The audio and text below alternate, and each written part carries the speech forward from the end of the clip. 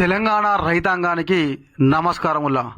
మరి తెలంగాణలో అయితే ఇప్పుడు రైతు భరోసా కథ నడుస్తుంది.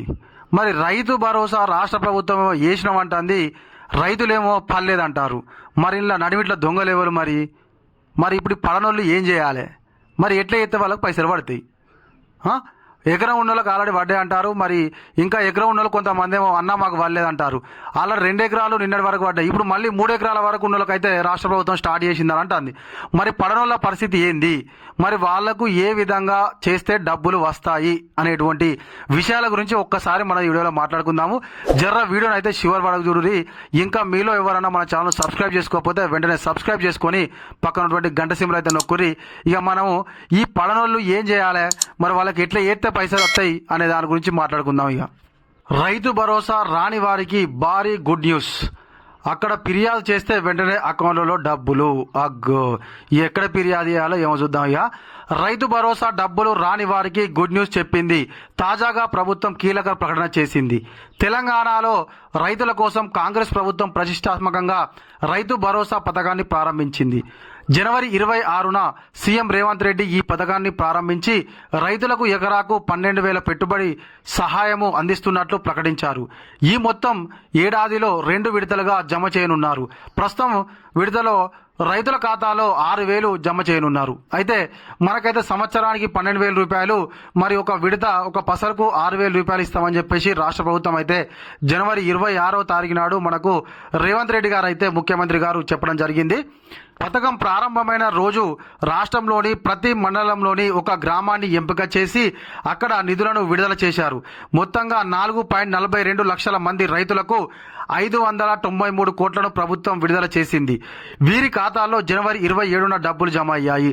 అయితే మనకు పథకము జనవరి 26 ఆ రోజు మనకు సండే కావడంతో మనకు సోమవారం రోజున అయితే మండలానికి ఒక గ్రామాన్ని సెలెక్ట్ చేసుకున్నారు కదా, వాళ్ళ కోసం అయితే రాష్ట్ర ప్రభుత్వము 593 కోట్లు కేటాయించి వారికైతే డబ్బులు జమ చేసిందట.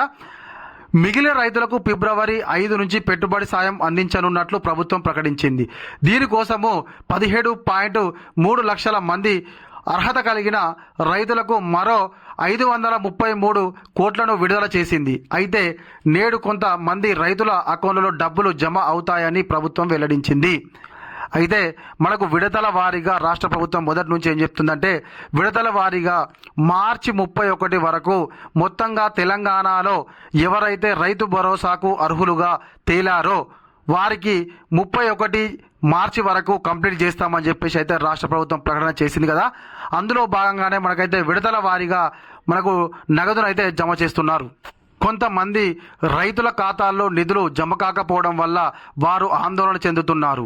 అటువంటి వారు తమ సమస్యలను సంబంధిత ఏఈఓలకు, అసిస్టెంట్ అగ్రికల్చర్ ఆఫీసర్లకు తెలియజేయాలని ప్రభుత్వం సూచించింది. ఇగో ఇది ముచ్చట. ఒకవేళ కనుక మీకు రైతు భరోసా కింద డబ్బులు జమ కాకపోతే మీ దగ్గరలో ఉన్నటువంటి ఏఈఓను సంప్రదిస్తే మీకు డబ్బులు జమ అవుతాయని రాష్ట్ర ప్రభుత్వం ప్రకటన చేయడం జరిగింది.